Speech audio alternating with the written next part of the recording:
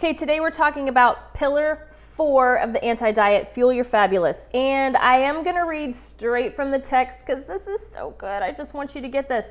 Okay, right here, follow with me. Fuel Your Fabulous.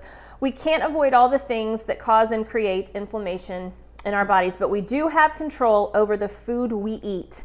And whole natural foods eaten close to the way nature produced them, like this, is the cornerstone to healing. We are what we eat.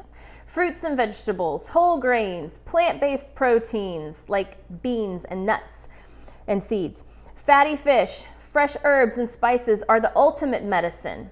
We can affect our lives and health so much by what we eat, what we put into our mouths. The nutrients and micronutrients in fruits and vegetables are by nature anti-inflammatory.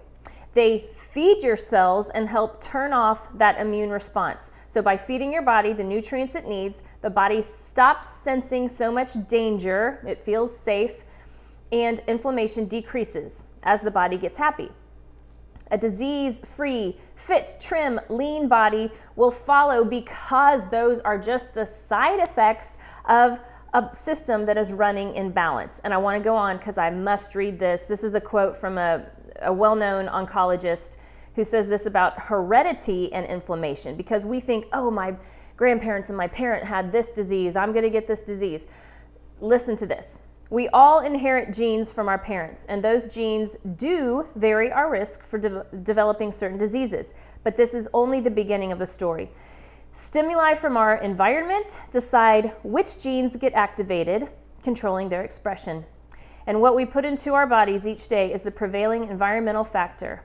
The prevailing environmental factor that affects the expression of our genes. What we eat is a big deal, y'all. This means that certain foods and chemicals can trigger our propensities, whether it's to obesity or to inflammation, and other foods and chemicals can keep these at bay.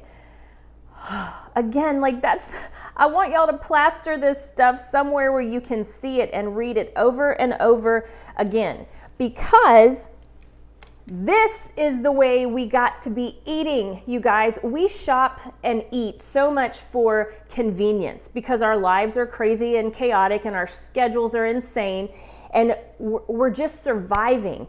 And in order for this anti-inflammatory lifestyle to work, in order for inflammation to be peeled back or gone out of our bodies, we have to have a mindset shift here. When we go to the grocery store, we have to shop the perimeters where the fresh fruits and vegetables and seafood, all of those things are on the outside perimeters.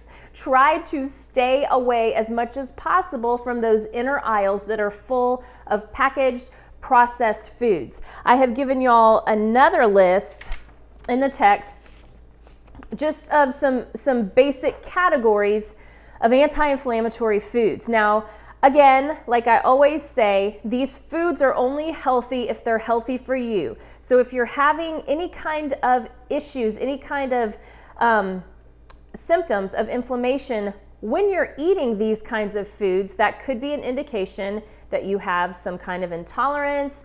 Maybe there's a gut issue going on, but I always encourage you to get food allergy tested and environmental allergy tested, because the funny thing is, if you are intolerant, let's say you're intolerant to kale and you don't know it, and you are eating kale every day because it's so good for you, you're creating inflammation in your body.